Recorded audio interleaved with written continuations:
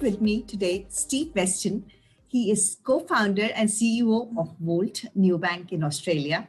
A seasoned banker, Steve co-founded Volt in 2017.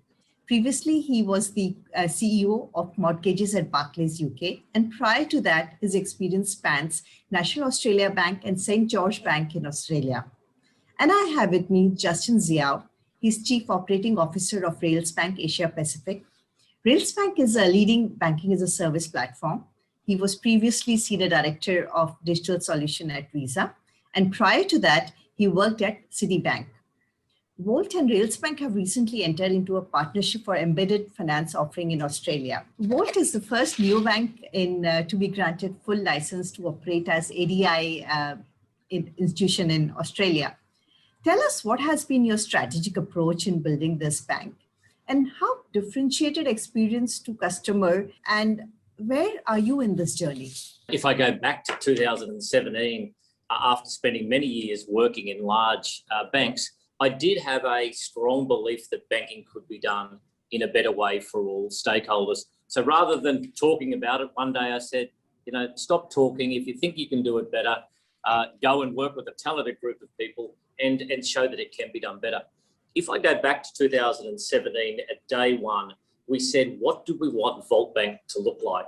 And there were two crystal ball moments or matters that we looked at. One was, what would customers want and particularly need from banks in the future that they weren't necessarily getting from incumbent banks around the world? And that's what we've gone and designed and built. And the second thing we looked at is the future business models of banking. How would that evolve? And that's where Railsbank and Volt, at about the same time, Railsbank a little earlier than Volt, had this same view that in future, customers will do more of their banking through their trusted partner, whether that be technology firms, retailers, airlines, fintechs. And sitting behind that, there would need to be banks that provided capability for these businesses. And again, Railsbank said there is a uncontested market, and they've gone and built this fabulous business and are now the global leader in banking as a service. And we went and built the technology capability that would enable us to provide products and payment solutions to businesses. And we've kind of quietly gone about our business. We haven't talked about it a whole lot. And it was great that recently we could announce that our business model largely would be banking as a service. And with Railsbank incredible experience, they will be able to get really quick traction in Australia, and we're delighted to be partnering with them. New banks in Australia face unique challenges. Some of them even face existential crisis. We saw Zinza close its operation, and then we saw 86-400 being acquired by NAB. Now, give me a perspective on what you see as the biggest challenges faced by new banks in Australia today. It often sounds a bit more scary. So there's really only been 4 players who have got unrestricted banking licenses in Australia. So Volt, Judo, who are an SME lender, have raised $1 billion, have a balance sheet of over $3 billion, and are doing exceptionally well. 86-400, yeah, they have sold to NAB. They are very happy shareholders and very happy customers. And there was Zinja, who also in this record time grew deposit balances very quickly. I'm not sure exactly what happened there, but I know they had told the market they expected over $400 million worth of equity to be invested in them. And that, for whatever reason, didn't turn up. And I think that's more of the problem. So when people say neobanks in Australia face problems, they've done an outstanding job. One has handed back a banking license, and that was more to do with raising capital than any sort of concerns that customers had. And we know that ourselves. We haven't even launched to the public at the moment. And the whole idea there is it's no use us raising these huge amounts of deposit balances until we are ready to lend that out at a profit. Otherwise, all you do with your deposits is you put them in the bank with other banks, usually at a lower rate. And so the timing of the announcement with Railsbank has coincided with us commencing mortgage lending. So you'll see in the future months, Railsbank will bring more partners on, who will bring more deposits for Volt, and then we'll start accelerating our mortgage lending activities. We've seen a lot of neobanks in UK. They've grown in scale. They've been very innovative. But there are also financial sustainability challenges that they face. What will be your strategy? How are you looking to to have a more sustainable model as a neobank in Australia? When we were starting Volt, we looked at every neobank that we could find on earth, and we looked at their model, we looked at what traction they'd got, and also being an ex-banker, I had from day one a very keen eye on compliance and on financial sustainability. And of course, the way that banks have made money over centuries is they raise their funding, they're usually deposits, and they pay this interest rate. And then they go and lend the money out at this higher rate. And that difference, we call it net interest margin, needs to cover your expenses and your return to shareholders. And that's exactly what we have done. So we may have a very modern business model, banking as a service, and that's the technology we've built and the partnerships with Rails Bank and their, in turn, their partners. But the economic model is very traditional banking. Raise deposits, lend that money out at a higher rate, and that needs to cover your costs and and that's where your profits come from. Are you looking at a differentiated business model to scale going forward? What will be the core products or core areas where you would be looking to scale your services, especially because of the the market characteristics and having a stronghold of traditional banks in the markets? That's where the relationship with Rails Bank is so important. The vast majority of our customers will come from business clients, and most of those we expect to be introduced via Rails Bank. It's a lower cost of acquisition. It actually is just building capability that both customers and businesses are demanding. With the mortgage processing model that we have today, in Australia, to refinance a mortgage from one bank to another, look, if you can get it done in 6 weeks, you're probably pretty happy. But most times it's taken well beyond that. We can do that same day. We did one a couple of weeks ago for one of our earlier customers. The loan was unconditionally approved in 11 and a half minutes, and the refinance was completed in 2 days. So anything that we do in any part of our business, we are looking at to doing it better and really leveraging digital capability and data analytics. And that is exactly the situation in our partnership with Rails Bank.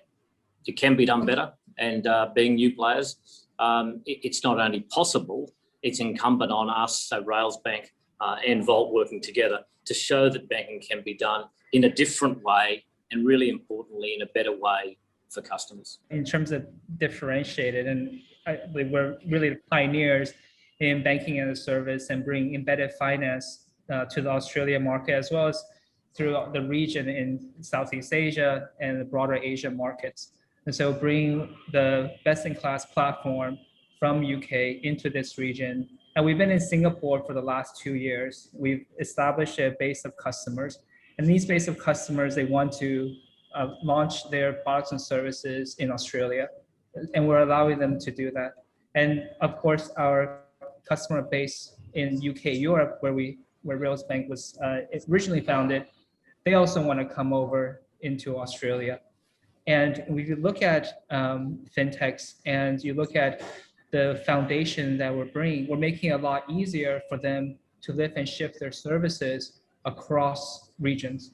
And this is including what we're doing with Volt Bank Australia, meaning that when they want to prototype, launch, scale, they're able to work on our platform. They don't need to redesign their platform. They stay on Rails Bank. They customize a consumer journey to Australia market, and they're able to go to market quite quickly.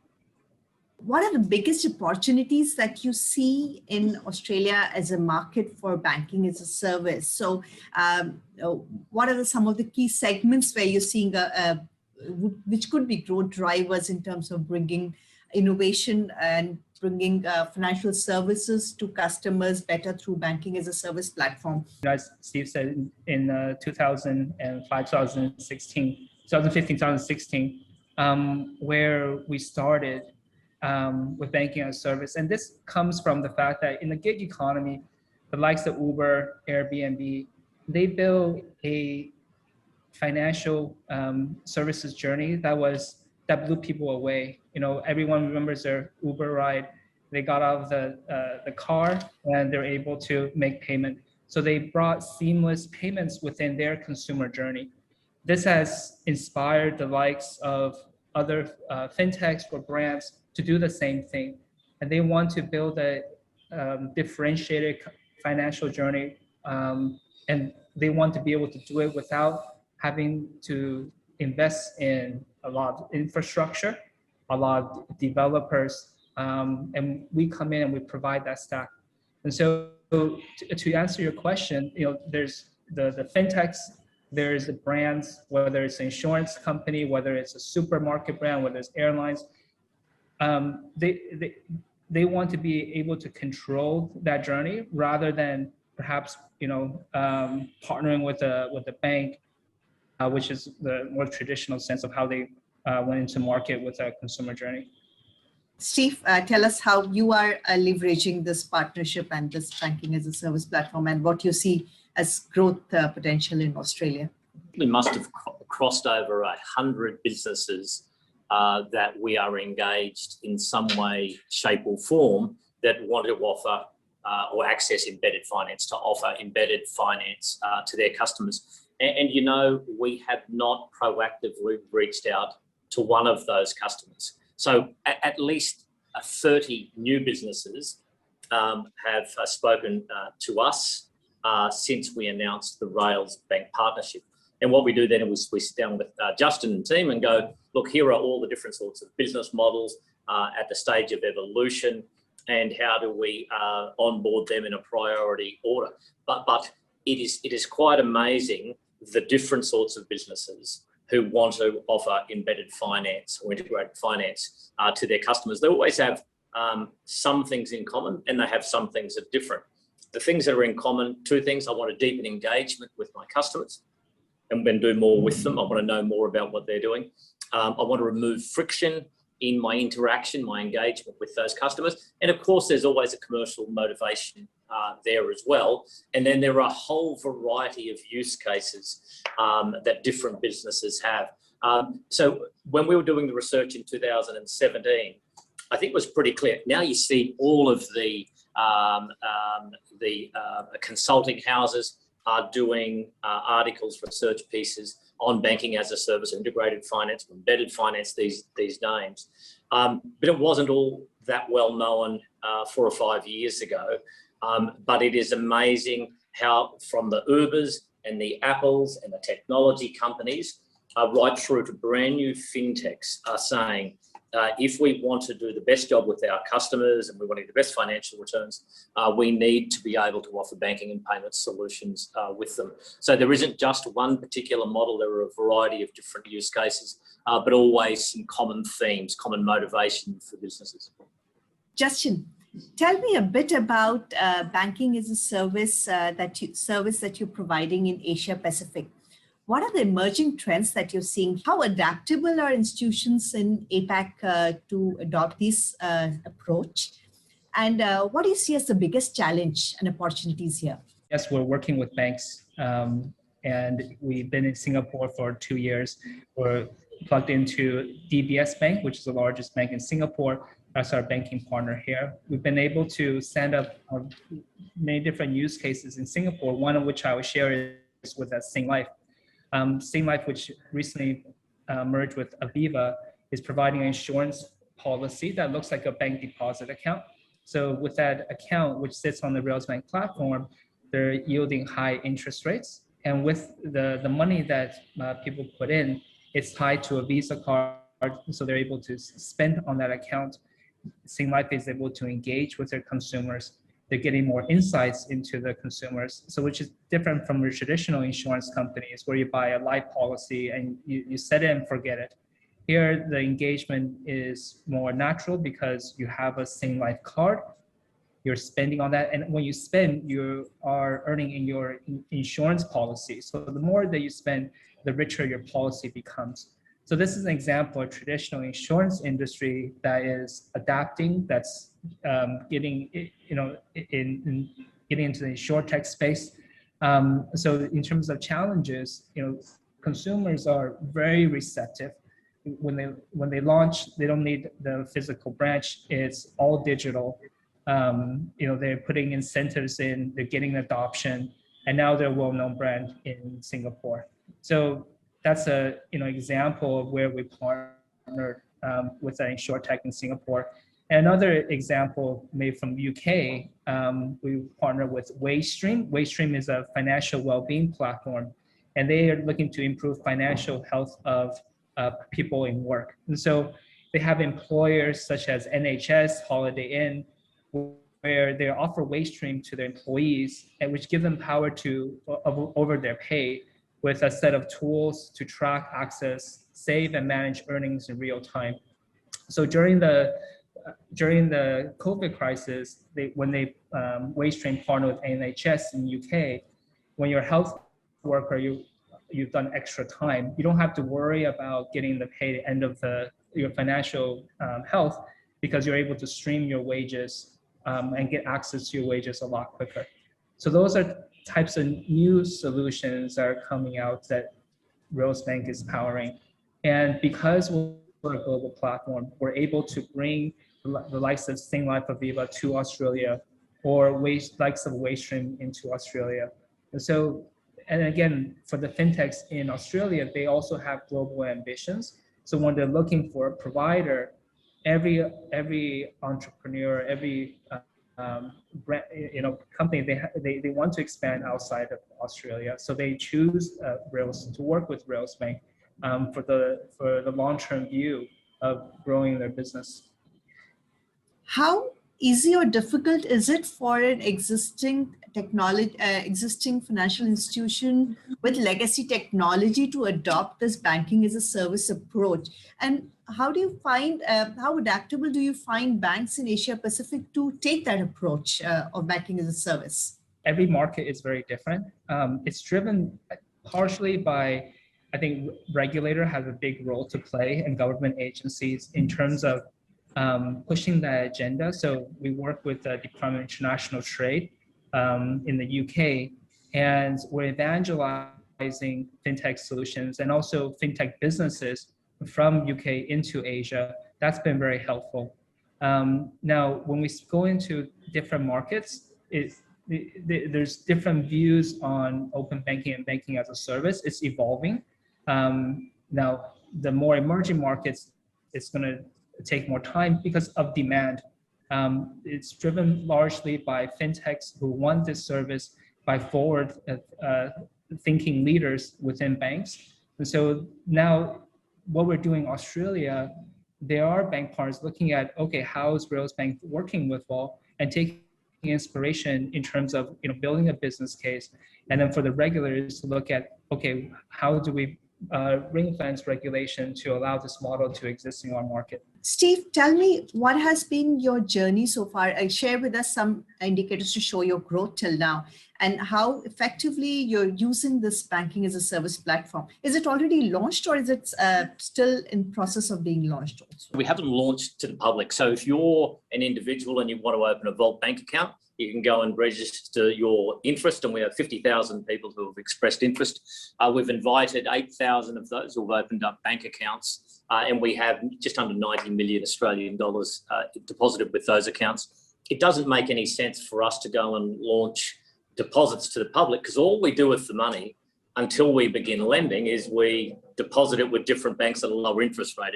It costs you money. So we've recently commenced a mortgage lending. So now is the time for us to bring on more customers and to bring on more partners with Rails Bank. So we're at that very exciting phase. What we have done up until this point is gone through that very laborious and complex process of getting a banking license and then building all of this technology.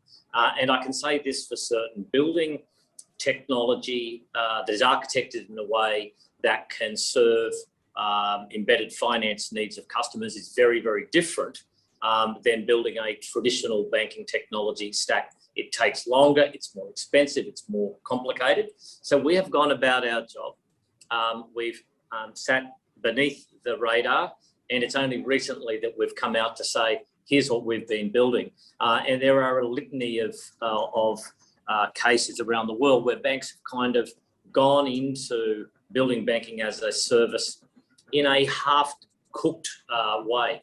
It is difficult, and it's not just difficult for a startup, it's doubly difficult for an incumbent bank, because you have this pressure of you already have a business, and kind of you're now saying to customers, oh, we don't need you to come to us directly. You can go and bank via your favorite retailer or your favorite technology company and the like. So that mindset is a really, really big obstacle for banks to overcome. The brilliance of the Rails Bank model is they've recognised how difficult it is for banks to do directly. So they've gone in between and said, banks, let's take the pain of it out of this for you. We'll do all the heavy lifting and we will do the integration for you. I just love the model and the thinking behind it and what they have done. We're slightly different. We've built the technology where we can deal with partners directly. But as I said before, we have this tiny team. To have the caliber of a business like Rails Bank as part of the family is like, wow, it's just so fantastic. But it isn't easy. It isn't easy. What is the roadmap like? What is the future plan like? And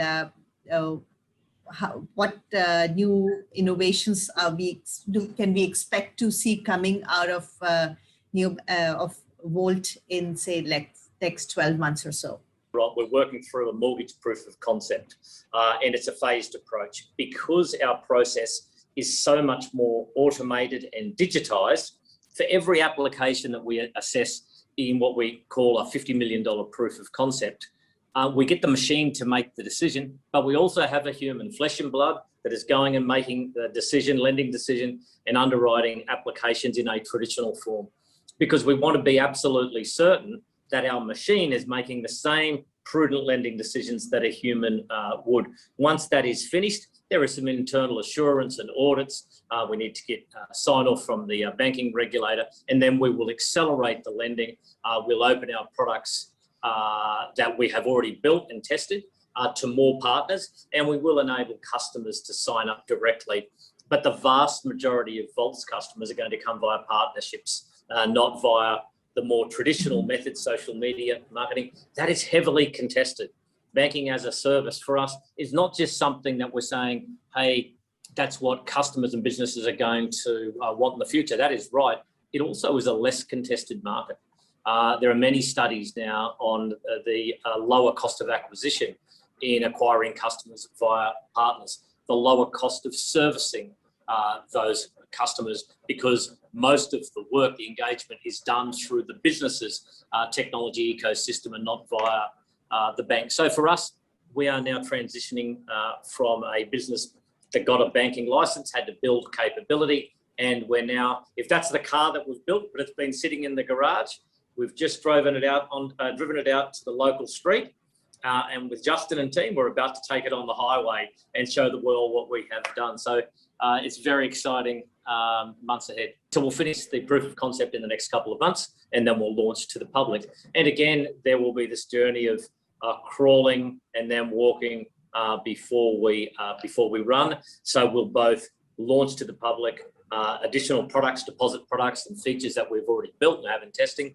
We'll progressively roll them out. We'll go from mortgages to move into then consumer lending, personal loans, we call it in Australia, and then ultimately into SME lending. But that will be done in a very disciplined way. Justin, tell me about your plans, your roadmap, and how you intend to scale in Asia Pacific. Tell us about what we should look forward to in the next 12 months. In Australia, there's some very exciting things happening there with our partnership. Well, as mentioned, Steve mentioned, there's a bunch of domestic opportunities. We've seen a lot of international opportunities come to us and wanting to open up in Australia. And what Zaxxon bring is, again, a diversity of financial services solutions in the market. We've known that, Australia is a hub for buy now, pay later. And perhaps once we get into the market, we're learning, and we're also taking those best practices from Australia to the rest of Southeast Asia.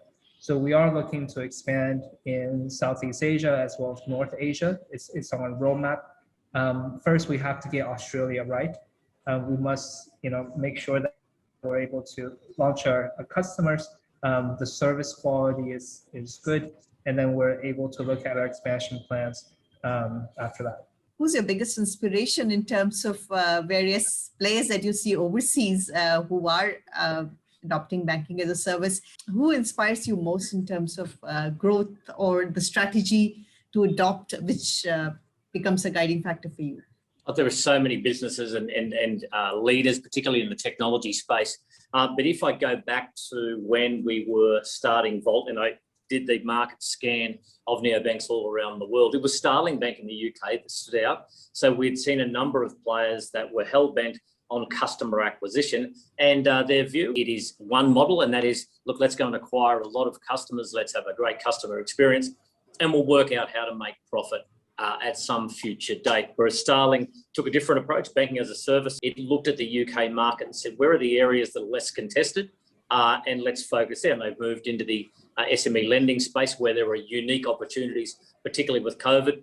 And they've been able to get to break even much sooner than players who may have grown customers more rapidly. So from day one, and maybe it was the banking background, it said, look, it is nothing to be embarrassed about being a bank. Banks have a very important role. It's just that they can do things in a whole lot better of a way. And Starling have been able to do that. So looking across at other parts of the world, I really like what Starling have been able to do, and they deliver what they said, and that is building a financially sustainable business, maybe in shorter order than different models. And that's what we aim to do with Volt as well.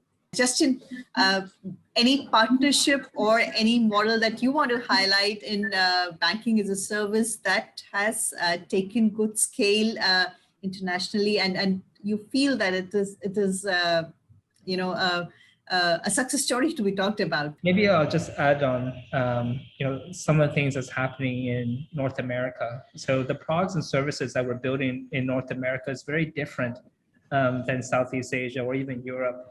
So we've recently announced our credit as a service offering. So we provide turnkey solutions for fintechs to be able to issue credit cards.